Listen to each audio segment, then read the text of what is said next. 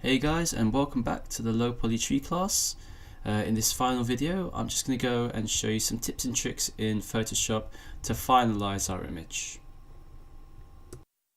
So we'll start off with a sort of pre-rendered low poly background. I'm just going to click and drag the low poly PNG into the space here and then just put it in place in the middle of our island, making sure that we're happy with its placement.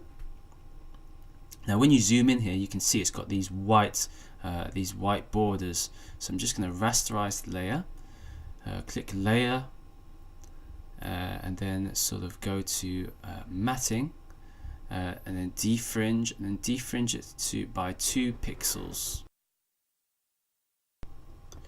Right, once you've done that, you'll see that the white pixels around the image have gone. So I'm just going to go here and name these layers background tree, and then I'm just going to create a sky layer here. Just fill it with blue using the paint bucket tool, and if we're not happy with that, let's see what we can do with the background here. So we're going to do the same thing with the background. It's got these white lines here, so we're just going to defringe that as well. Rename this layer sky,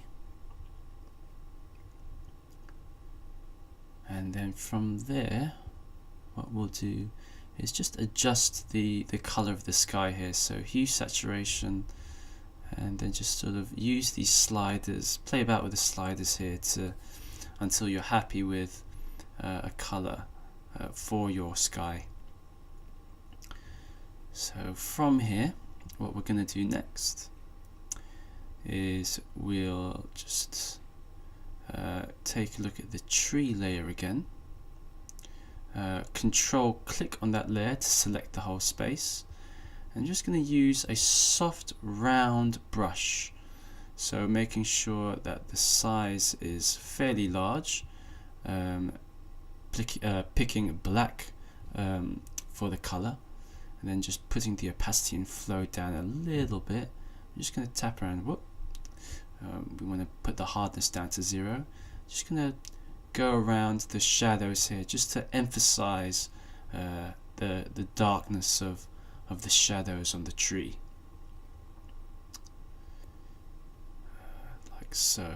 Usually I do this on a separate layer, but if you're confident enough to do it on the tree layer, there's nothing to stop you.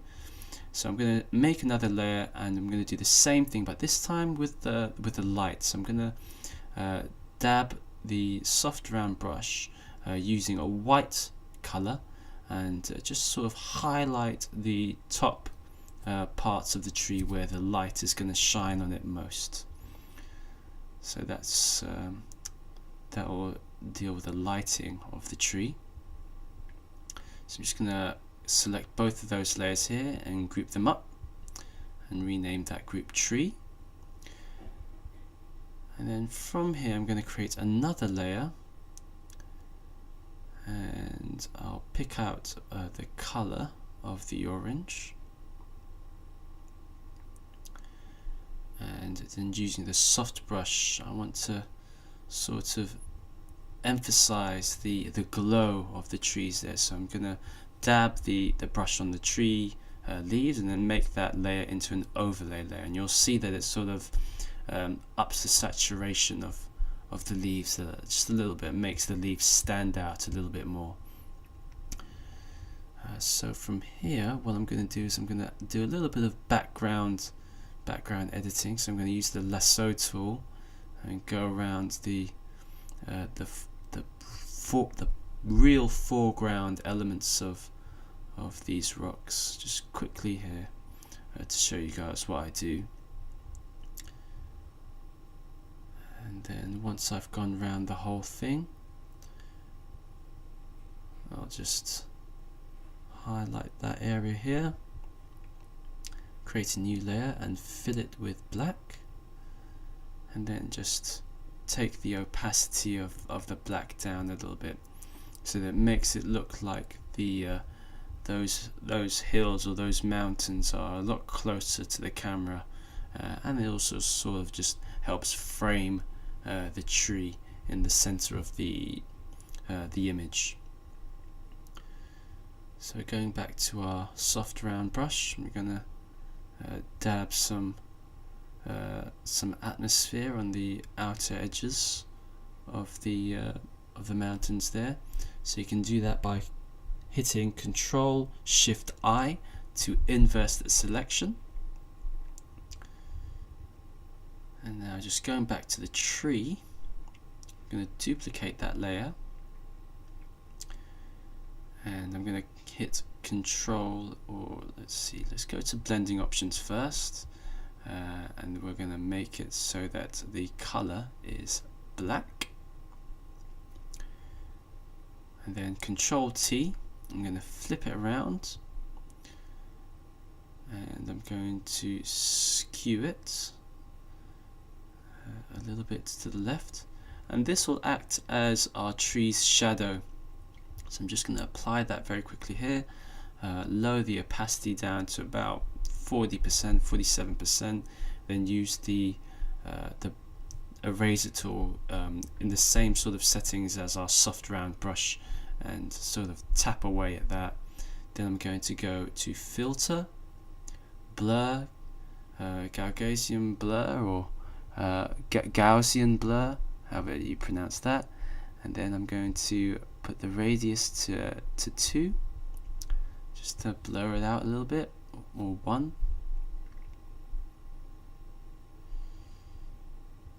And then just use the eraser tool again to knock back the shadow the further out it goes. So the closer the shadow is to the tree, the darker it should get. So going back to the brush tool, just sort of adding a little bit of atmosphere to the background here. So just a quick wash of white to the back mountains.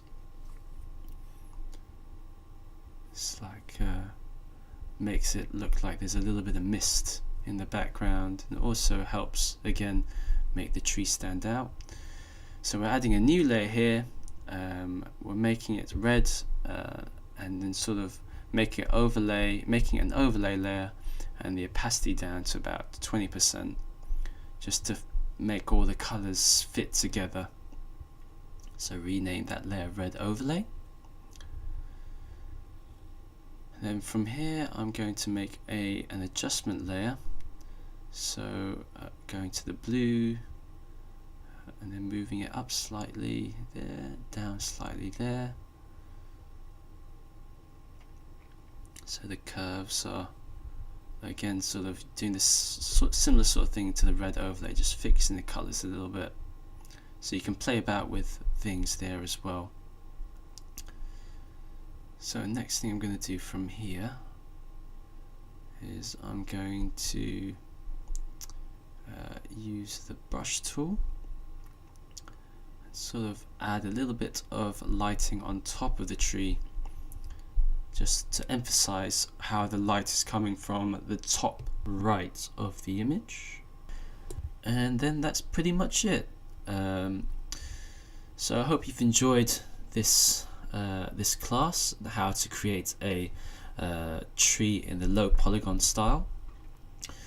Tune in for the next lesson for the final thoughts on the low poly tree class. See you guys there.